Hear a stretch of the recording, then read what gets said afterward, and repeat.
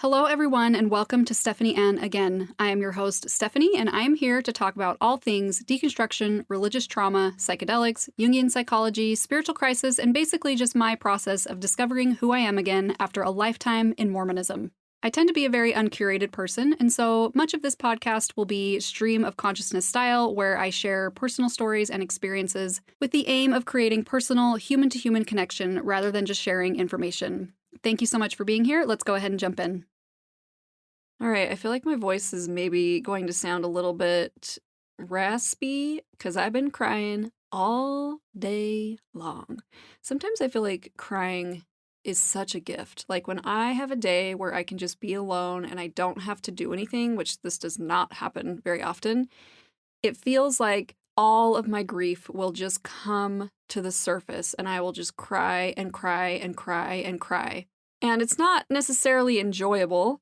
I don't prefer it, I would say, but it feels very honest, and in a strange way, it feels very nurturing. So today, I want to kind of dive into this a little bit.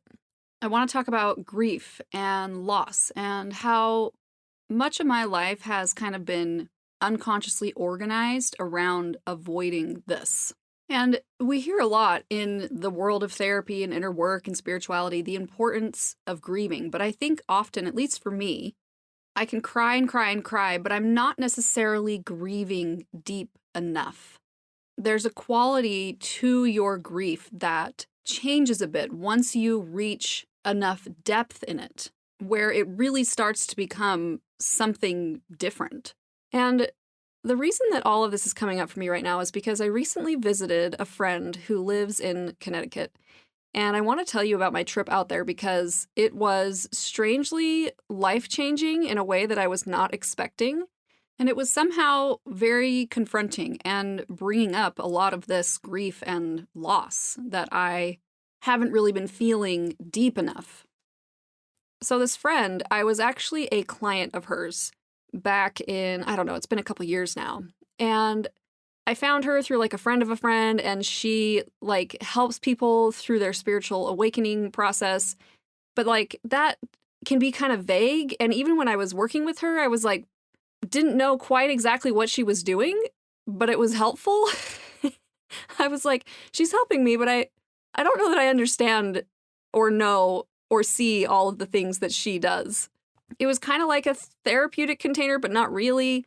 Anyway, she was super helpful. And I really liked the advice that she gave and the perspectives that she had. And so I just kind of stayed in touch with her over the last couple of years. And I worked with her partner for a little while too at one point, where he's in a similar line of work, but he focuses a little bit more like on the therapeutic side of it, like doing trauma therapy and inner child work and stuff like that.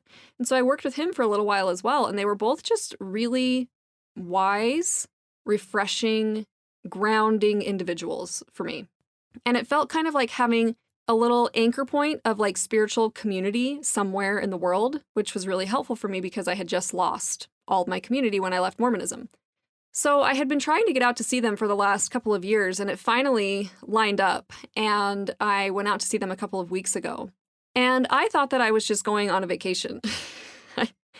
I was like, I'm gonna just take a little break from my life, do something for myself, which it was, but it was not at all what I was expecting. And when I entered their home and spent the weekend with them, it was almost like I was on a meditation retreat, but I wasn't on a meditation retreat. I was just hanging out with them in their house. And the experience itself is going to be difficult to put into words because it was unlike anything I had ever experienced before. Like the first thing that happened when I got there was I started having nightmares. The type of nightmares that I hadn't had since after I did psychedelics. And it's very common, I mean, especially for me, but I think for a lot of people, after you have a really big expansion, like psychedelics, you then afterwards have contraction. And so I had a lot of expansion on psychedelics, and then I had a lot of contraction, a lot of nightmares, a lot of shadow stuff. And now suddenly I was having those types of nightmares again. Like the first night I was there, I was having all of these nightmares. And I woke up and I was like, this is weird. This feels just like it felt after I did psychedelics. And I haven't felt this in quite some time.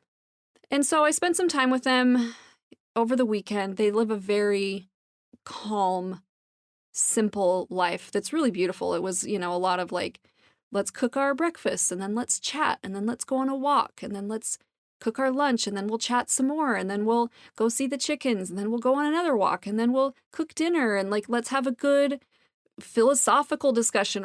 Or we can very easily flow from like casual, everyday, normal stuff to all of a sudden we're talking about very deep spiritual topics, which was very nourishing for me because it's been hard for me to find people who I feel like I share resonance with in that regard. But the whole time I was spending time with them, where we were just hanging out, we weren't really even doing anything in particular per se, I was having this internal experience of what I can only describe as coming into contact with the direct experience of non-duality. I don't even know if that's the right way to say that, if that's how I would describe that. But I'll tell you a story to kind of demonstrate what I'm talking about. One thing I recognized when I was there that I didn't know was something that I do, that is a pattern that I have had for my whole life that I couldn't see until now, is I was attuning to each of the people there to try to find their shadow. Meaning, as I was there, I was recognizing, it was almost as if I was looking at them through the eyes of my 3-year-old self. It was very weird. I've never had anything like this before. I kept seeing them through the eyes of my 3-year-old. Like I felt like my 3-year-old self was looking out of my eyeballs. And she was looking at all of them, and she was trying to attune to them to find their shadow, find their unconscious, find where is their shame, what are they insecure about, what are they afraid of, so that I could then attune to that and become the good girl who then tends to that, who says what they want to hear, who caters to that pain in them, who says everything that needs to be said in order to make them feel good. Like I said, I had no idea I was doing this until it suddenly became very clear that I had been doing this for my whole life. It was like a survival mechanism, a way to like attune to my environment to give what was needed so that I could then be loved. How can I be what these people want me to be? And the reason that I recognized that this was happening is because as I was like trying to attune to my friend Dara, the one that I'm talking about, it was like there was nothing there. And if you really pay attention, when you're trying to like orient to someone, you can always feel something there, whether it's like their shadow material or like their personality or whatever it is. It's like you can feel some sort of substance. But when I was going to like attune to her, it felt like nothingness, but not in the way that we would traditionally think of nothingness, because nothingness kind of has like some negative connotations with it. It kind of feels like empty or like a void or maybe like lacking emotion or robotic or detached or alien, disconnected, stuff like that. But even those things are something. And if someone is that way, or embodying those qualities, you would feel it. You can feel when someone is detached. You can feel when someone is cold or emotionless or robotic. But with her, it just felt like nothing. It felt clear. And in all of the time that I had been working with her as a client and her partner, they were always talking about the importance of having a clear mirror. Like, we need clear mirrors in our lives. And I kind of knew what that meant, but I wasn't quite sure what it meant at the same time.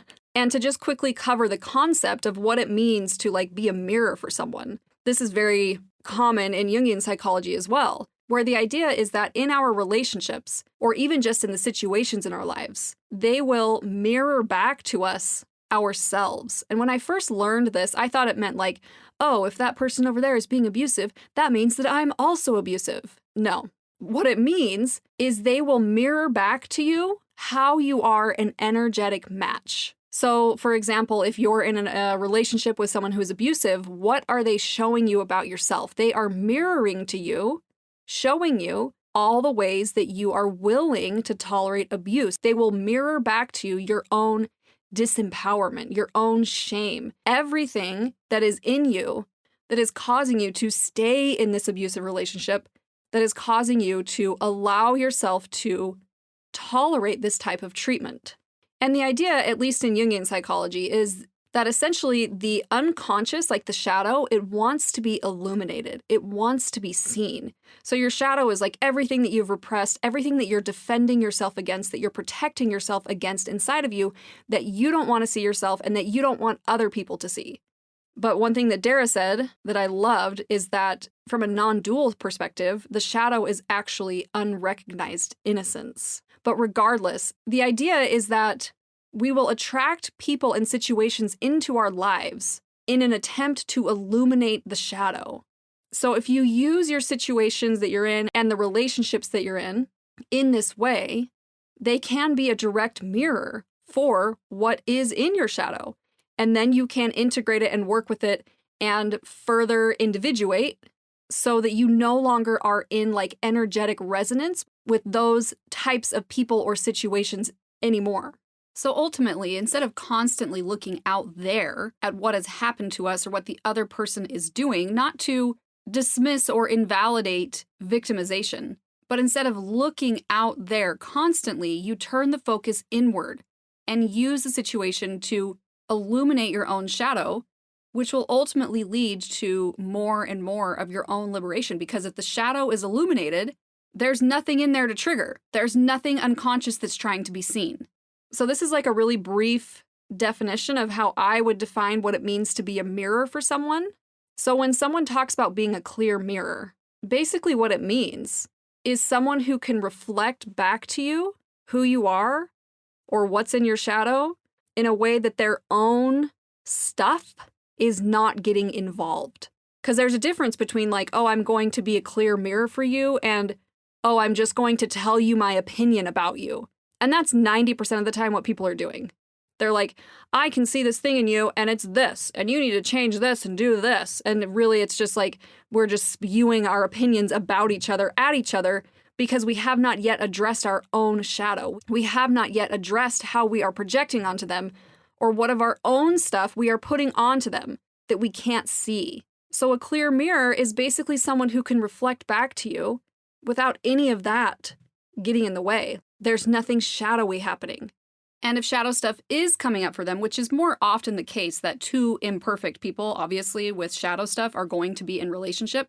So if shadow stuff is coming up for both parties, they have had enough practice and can have enough self-responsibility and accountability to recognize what their shadow stuff feels like and when they're projecting, when they're not, and are willing to be in open, curious exploration together about what each person or the relationship is mirroring back to each other.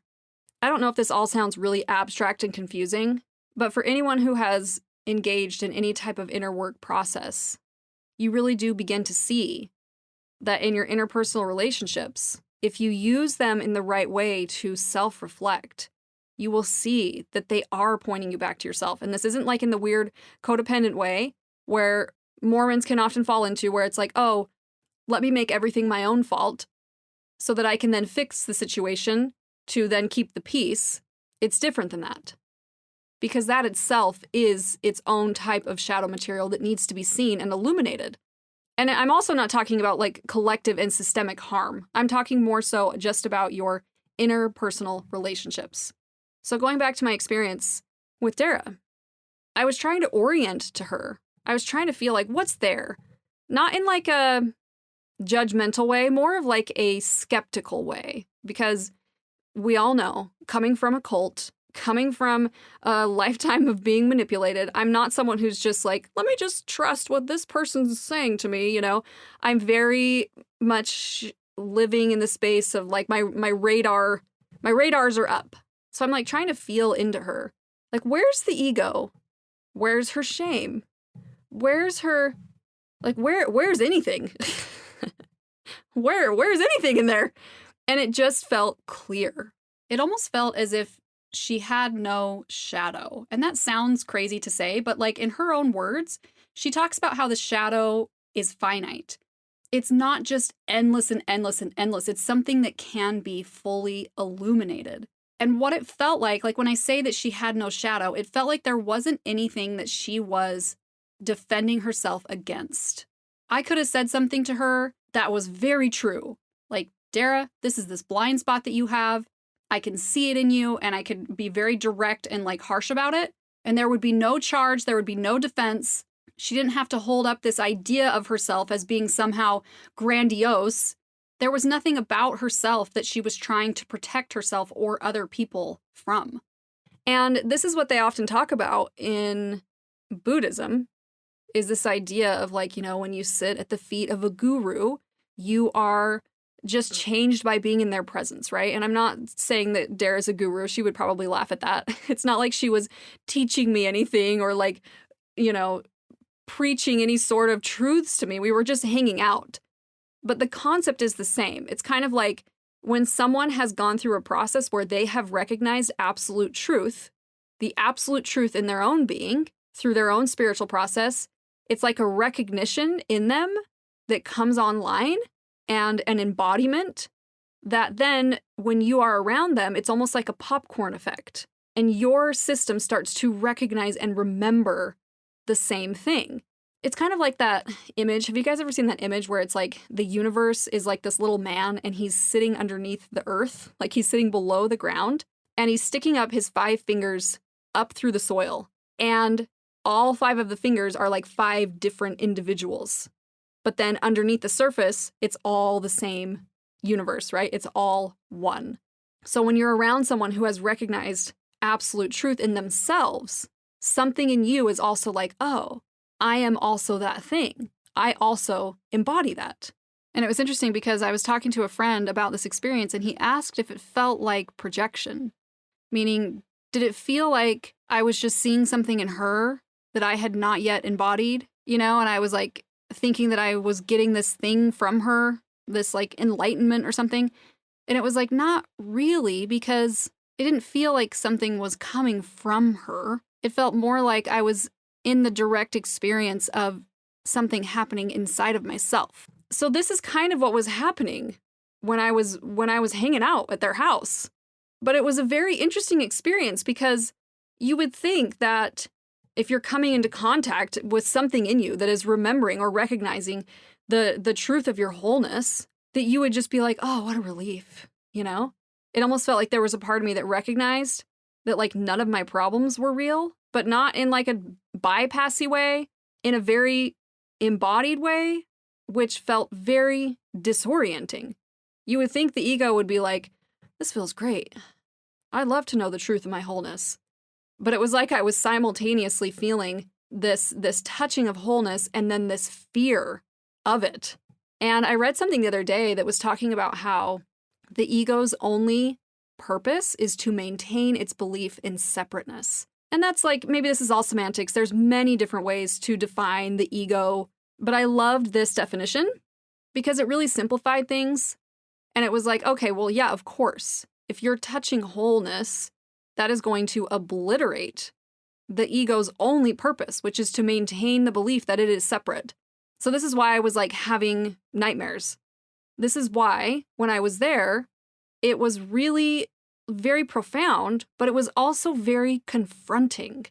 When you're in a space where there's such a clear mirror, it's like you go to either project onto them or like to have them project back onto you, or to like you try to find somewhere to hide.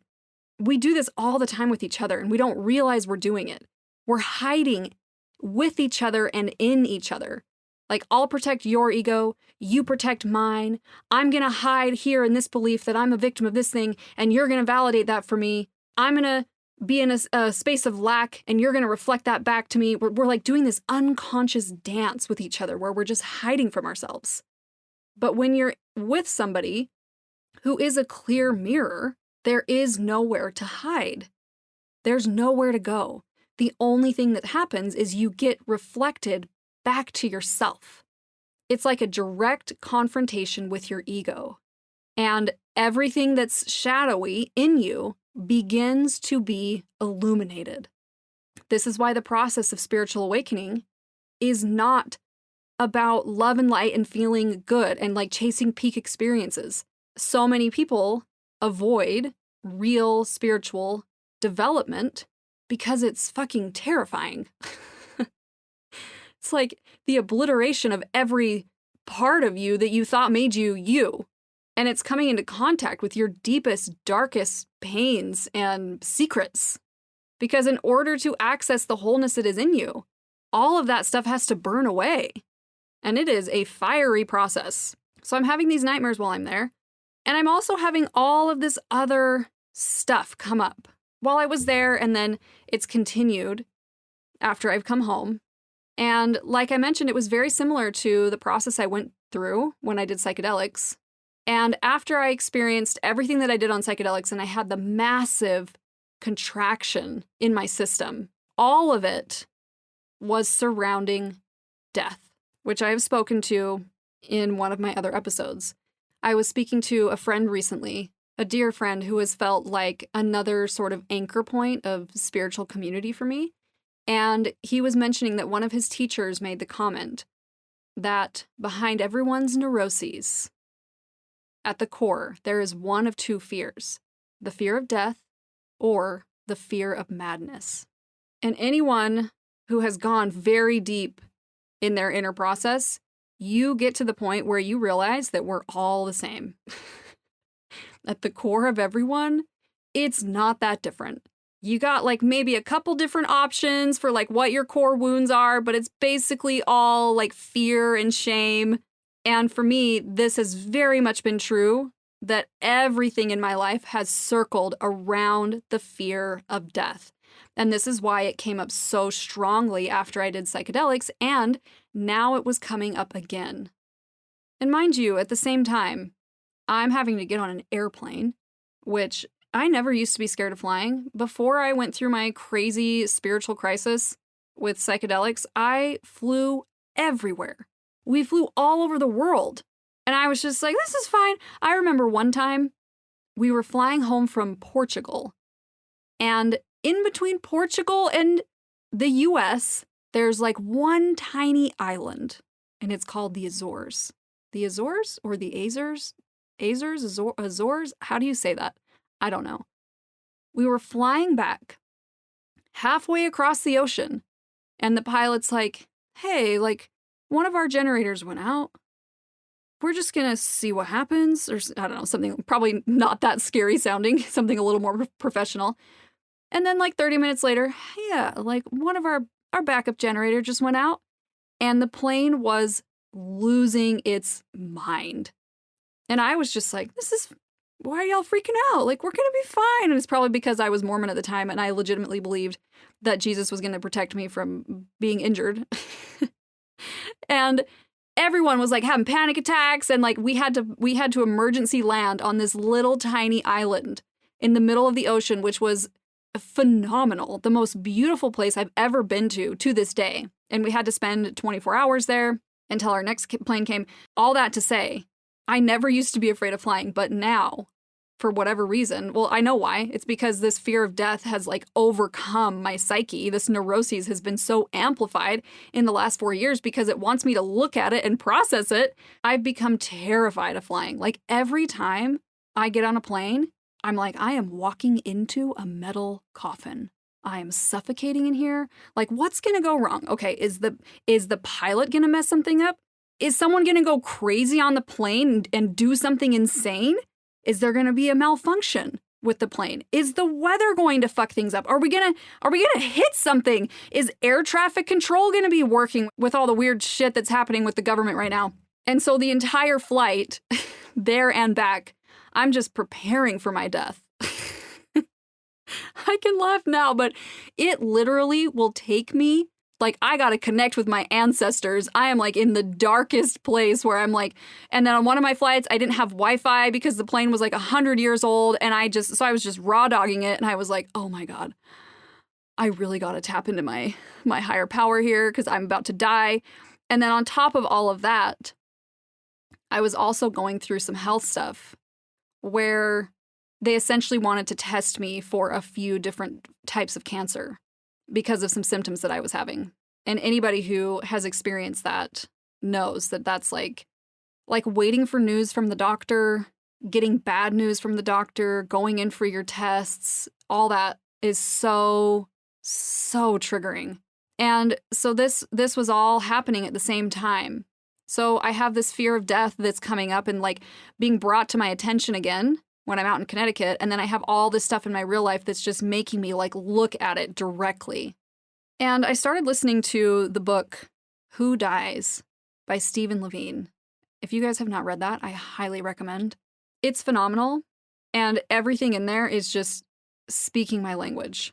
But he made a comment at one point about how when it comes to death or loss or grief, it's less about what we are grieving or what we have lost, and it's more about the fear of loss itself. It's the place of loss itself that we try so vehemently to avoid. And as I sat with this and I was thinking about it, I have fear around death, but there's also, coupled with that, this extreme fear of loss. And the fear of death and the fear of loss were kind of the same thing for me. It wasn't so much that I was super afraid of what was going to happen to me after I died, because, it's like, I don't know, I've listened to enough NDE stories to be like, yeah, it's probably fine. But there's so much loss associated with death. Obviously, it's the ending of something. It's the direct confrontation with impermanence. And as I examined this fear of death, I realized that most of it really did come down to this huge fear of loss. It doesn't matter what shape it takes. It could be the loss of income, the loss of a relationship, the loss of health, the loss of your sanity, the loss of innocence, all forms of loss. All of it just came back to this place, the place of loss itself. And in his book, he talks about how grief and loss, they're like a threshold, and that when you experience profound loss and profound grief, it becomes so big that you can no longer maintain any semblance of like a separate self. Because the only way to hold the pain that big is to open, because if you contract around it, it will destroy you, like you will shatter. And you really shatter either way, but it's more so, are you shattering open or are you shattering into bitterness and hate? But either way, the experience is so intense that it takes you beyond yourself. It takes you into an altered state, into a new way of being. And if you allow the threshold, if you allow yourself to cross it and to no longer do everything you can to defend yourself against grief, to defend yourself against loss, it becomes a doorway to your liberation. And part of me even just hates saying this because it partially triggers my Mormon trauma, where it's like, everything happens for a reason. And like, God gives his toughest battles to his strongest soldiers. It's like, ugh, spare me. And I hate the idea of like attaching some sort of spiritual purpose to suffering, because I think sometimes that can kind of glorify suffering, or we can fall into like worshiping our suffering. And I think a lot of suffering is just like completely and totally unnecessary, especially on like a collective and systemic level. It's like, I don't look at what's happening in the world and think like, this is going to open them to their greatest form of love. I mostly just think like, good God, what the hell are we doing here? But I just know from my own personal experience that immense grief has the potential to expand you to immense love. And this is so much easier said than done, because what is being asked when we are grieving something like death, or the loss of our own safety, or the loss of something so vital to being human? What is being asked is so massive. It does kill the ego. And there's something that I've noticed that happens in myself when I stop resisting loss and resisting change. And it feels almost like there's a ground there. Like you think there's going to be annihilation, but when you finally stop resisting, you find a sense of ground. And it's almost as if you've been hovering above that for your whole life. And I, for the longest time, and even still, struggle with this because it's easy to say that, not from personal experience. It's easy to look at suffering and be like, allow this to open you. And there's still so much like bitterness and resentment and anger at the suffering that people experience. But even in all of my bitterness, the process that I've been in has forced me to consider something else. It's not that I'm like trying to be holy and be like, let me have this pain open me. I would much rather not. I would love to spiritually bypass all of that shit. I don't want to find, I'm not looking for beauty in this, you know? But there's something about the process that has forced me deeper and deeper and deeper into myself to a place that I would not have ever accessed otherwise. And the deeper I've gone, the more I have found my connection to wholeness and have found liberation. One thing that Dara said that I really loved when I was out there is that she was talking about how the body itself also wants to return to wholeness, which I really loved because a lot of people who are non-dual, it can be very like bypassy, right? It's kind of like the body's not real, like disregard the body. Everything is an illusion. And it's like spirit somehow matters more than physical form. And that has never resonated for me. I have always felt like there's something very, very sacred about having a body and being a human and about like physical matter itself. And I even remember one time, I can't remember if I shared this story with you guys or not on a different episode, but I remember when I was like 15 or maybe 16 or 17, I was at EFY, which is like church camp for nerds, the nerdiest of Mormon nerds. And we were in a fireside and I was like really feeling the spirit. I was like really in tune, whatever. And I had this like brief out of body experience where I could see my body, but I like wasn't in it. And I remember thinking, I can't wait to get a body. And I was like longing for a body. So there's something about my particular soul or my karma or whatever it is that I really find sacredness in the human experience and in physical matter itself. And the reason that I mention this is because you cannot go deeply into being human, into yourself, without encountering your pain.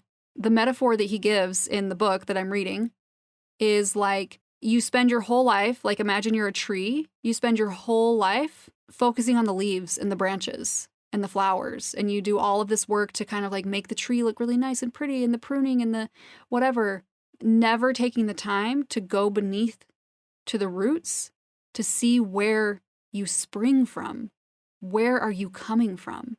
And those roots, those depths include immense amounts of grief. It's simply part of being human.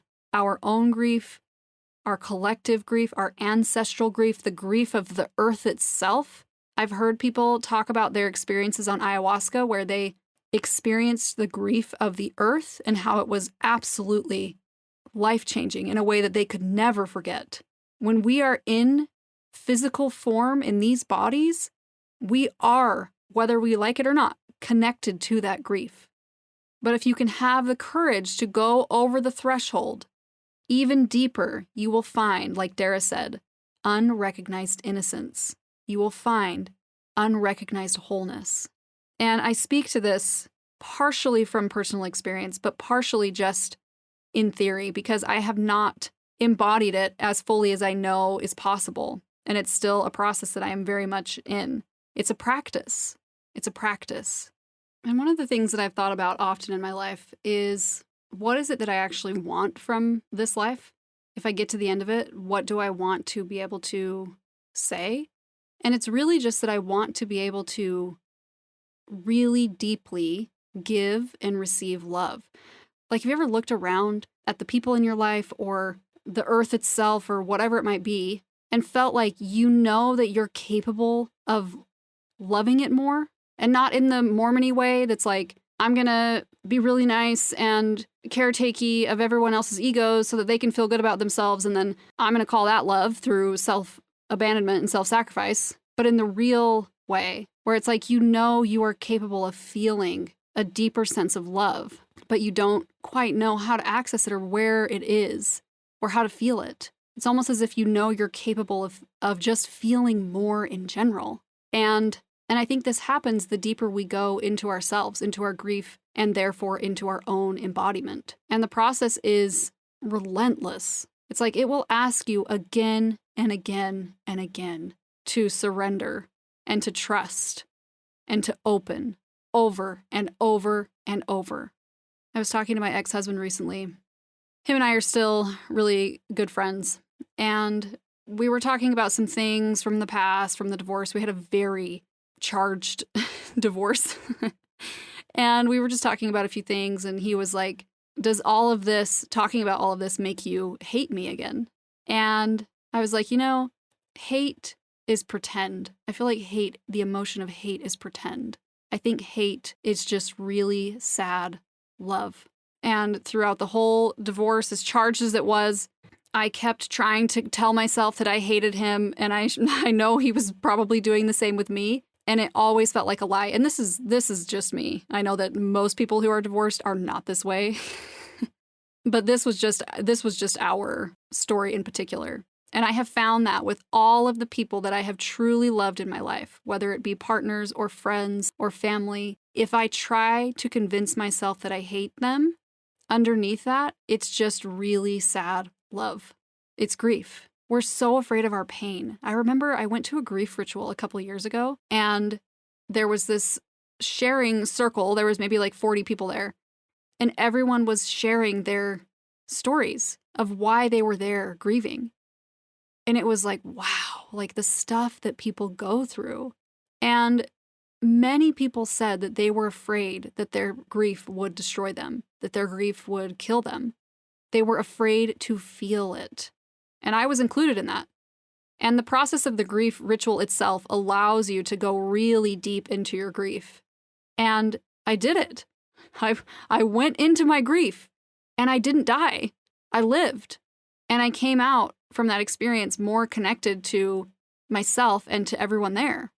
I honestly feel like sometimes it's easier to close. It's easier to be bitter and resentful and angry. It feels less vulnerable, but ultimately, even though I would rather just permanently remain defended and armored, my process has relentlessly attempted to take me over the threshold of grief again and again and again, so that I can access a truer truth inside of me, deeper than my rage and my resentment and my bitterness. So that is the experience of how I thought I was going on vacation. I ended up entering another dimension through a portal, apparently, and contacted non-duality in such a way that I was directly confronted with my ego and have been swimming in my deepest, darkest pains ever since. I honestly don't know how we do it. Like, I look at the things that human beings go through and come out of, and then make the conscious choice to not perpetuate that harm and to use those experiences to try and better the world is truly awe-inspiring to me. My favorite type of content on Instagram is the stuff where people have gone through something terrible, or they are currently going through something terrible, and they are using that to spread love or joy or to inspire people. I see content like that, and I become your stereotypical 65-year-old mom who is just crying at even the most small things that are sentimental. It's like you can't go to the movies with your mom because she'll cry at every single scene. I have become that person. And I just love seeing the ways that people are continually trying to spread love and beauty, even though we've all been through so much. There's this account that I follow where this guy just goes around and like gives old people flowers. And I cry every time because these old people are just so happy to receive flowers. Or there's accounts that I follow too where they're like currently actively going through something really difficult, like an illness or a loss. And they're sharing either their memories or beautiful moments or whatever it might be to take the situation and alchemize it and turn it into something really touching. I'll just get lost. I'll get lost in Instagram content like that, and before I know it, I'm just sobbing my eyes out alone in my bed before I go to sleep. I always feel like I need to end these in the name of Jesus Christ, amen. It's the only way I know how to end something like this. Go on Instagram and watch this guy give old people flowers. I'm also going to link to Dara in the description of the episode to her website in case anybody wants to see what sort of offerings she has. I'm sure there's a few people there that are like, what? Who is this person? So I will link to her if you are wanting to look into that. And you can always find me under Stephanie Ann again on Instagram or on TikTok. Thank you guys so much for listening. Until next time.